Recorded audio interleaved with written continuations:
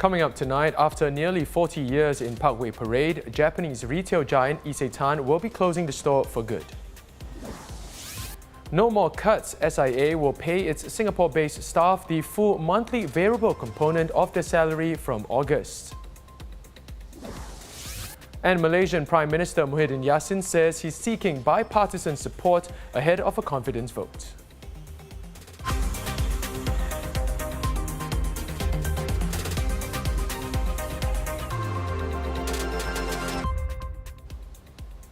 This is the Straits Times Newsnight. Good evening, I'm Dylan Ang. A retailing tradition is set to come to an end early next year when Isetan Singapore permanently closes its store at Parkway Parade. Now, for many shoppers, Isetan Katong feels like it has been there forever. In fact, since 1983, when the Japanese retailer made its first foray into suburban Singapore. Sadly, Isetan revealed today that negotiations with the landlord for a further extension of the Parkway Parade lease, expiring on March 9th next year, did not yield a positive result. And it has left the company with no choice but to close the store for good, leaving Isetan with its 3 remaining stores in Shaw House, Tampines Mall and Nex. The move reflects the tough outlook for the retail sector, already hit by online shopping and now battered by the COVID-19 pandemic. Singapore Airlines says that since August 1st, it has ceased monthly variable component cuts to basic salary for all its Singapore-based staff, which it had implemented to cut expenditures last September. Additional pay cuts for pilots and SIA's senior management will, however, remain in place. SIA CEO Goh Chun Pong said the ending of some wage cuts from August is a recognition of the prolonged sacrifices that staff have made, but stressed the importance of maintaining a tight lid on costs as many uncertainties remain ahead. Singapore is making it easier for businesses to retain and hire foreign workers in 3 key economic sectors: construction, marine, shipyard and process. The move is to ease the labour crunch in these sectors due to travel restrictions as a result of the pandemic. New measures announced today: foreign workers whose work permits are expiring between July and December will be allowed to renew them for up to 2 years even if they do not meet the criteria. In principle, approvals of all work pass holders in the 3 sectors who are unable to enter Singapore due to border controls will also be extended. And taking a look at Singapore's daily COVID-19 numbers, 49 new local cases were confirmed today, 45 locally transmitted and 4 imported. Now, of the local infections, 32 are linked to previous cases and 13 are currently unlinked. And there's a new approach when it comes to COVID-19 infections in schools. Entire levels will no longer be placed on home-based learning. This will allow students and teachers to continue with classes in school and minimize disruption. And from October 1st, unvaccinated teachers and school staff must take antigen rapid tests twice a week. This will apply as well to non-government employees who have regular contact with students 12 and below, like those working in tuition and enrichment centres.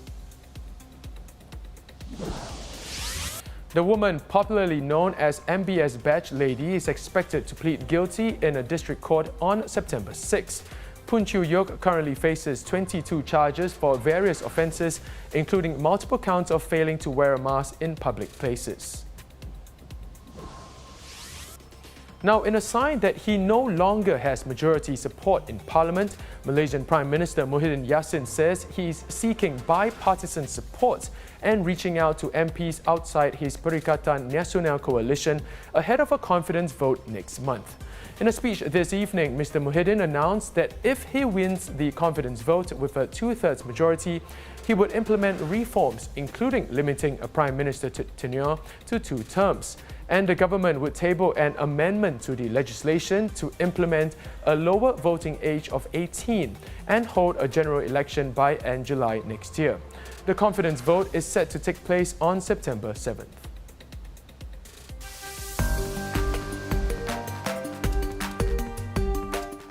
Now let's take a look at some of today's top trending stories. 6 new MRT stations on the Thomson East Coast Line.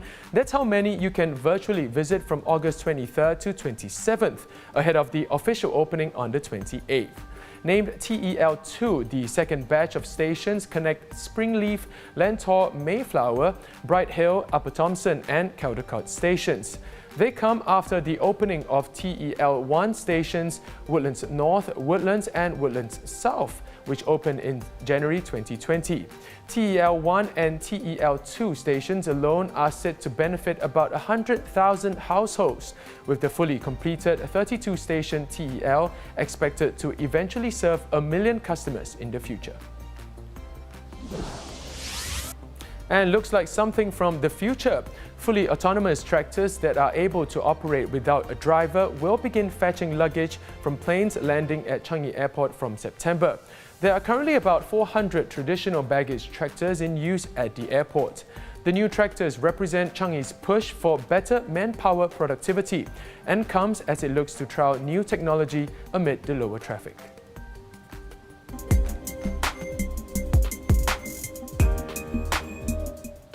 And football season is upon us again, the English Premier League season kicking off later tonight, with fans allowed back in the stadiums for the first time since the pandemic.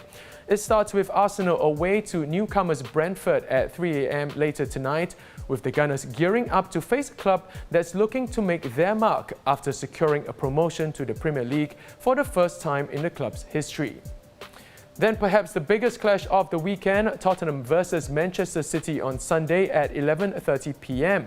A blockbuster for sure as City begin their title defence with the added element of the ongoing tussle for England captain Harry Kane. Can't wait.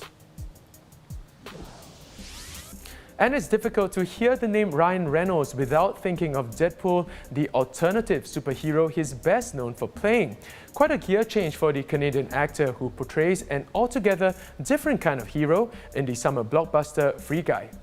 Now, the 44-year-old plays Guy, a kind and wholesome but quite ordinary guy who begins to question the confines of the virtual world around him after a chance encounter with a young woman named Millie, played by British actress Jodie Comer. Comedy, action, romance, gaming, you name it, Free Guy has got it all, so definitely something worth to go check out this weekend in theatres. And that wraps up the Straits Times Newsnight. Do visit straitstimes.com to see more news and videos and subscribe to our YouTube channel by hitting the button below. Have a good weekend. See you next week.